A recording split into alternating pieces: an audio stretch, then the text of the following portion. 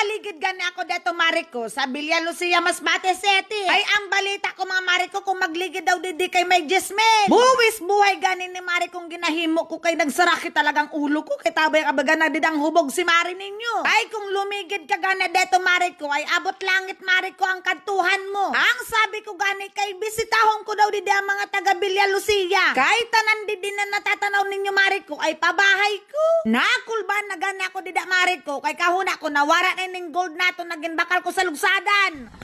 Hi, Mara! Welcome to Villa Lucia, Masbate City! Ay, kung maganda lang gani, Mariko, ang... Ay pare, long time no see. Mga bunihong ka mo, pati kita sugad, bunihong ka. So mga bossing, susubutan nga ni kasi sa Facebook, inagagi nga ni ining video ni Bolbolon sa aton Facebook. At ito na nga mga bossing, di dahil na ako nag-drive ng aking motor. Dahil pupuntahan na natin kung saan talaga si Bolbolon nagligid-ligid sa aming barangay. At taga dito pala ako, dito sa Villa Lucia. Siyempre, hindi magpapalugi ang taga Villa Lucia. Baka taga Villa Lucia yan. Pasensya na kayo sa aking boses dahil medyo pass. At ito na nga, dahil na tayong pupunta doon sa taas, magtawagin pala sa amin ay signalan. Kung saan talaga nagligid-ligid si Bolbolon. At sabi nga ni Bolbolon, kung magligid-ligid daw ay may guwan gismil. At ito na nga mga bossing, malapit na tayo kung saan talaga nagligid si Bolbolon. Baka Boss Benar yan. At ito na nga, ilang minuto na lang ay makakapunta na tayo. Malapit lang pala dito sa amin kung saan nagligid-ligid si Bolbolon, mga 3 minutes siguro ang biyahe. Mga bossing, baka manotice to ni Bolbolon, masabi ko lang sa iyo, bonihong ka. Pakishare na lang kag pakitag kang Bolbolon para manotice niya. Baka Bolbolon yan. Big shoutout pala sa mga content creator dito sa Masbate, masabi ko lang sa inyo, mga bonihong ka mo. At finalize nga mga bossing, malapit na tayo.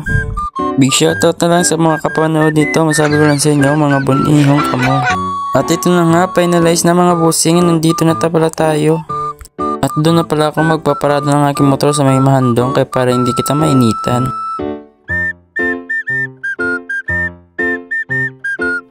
Baka Boss Binhar yan. Pogi.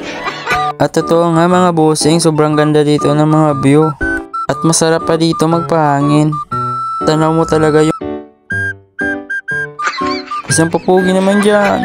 Finalize na nga mga bossing, gagawin na natin yung ginawa ni Bolbolon na magligid-ligid.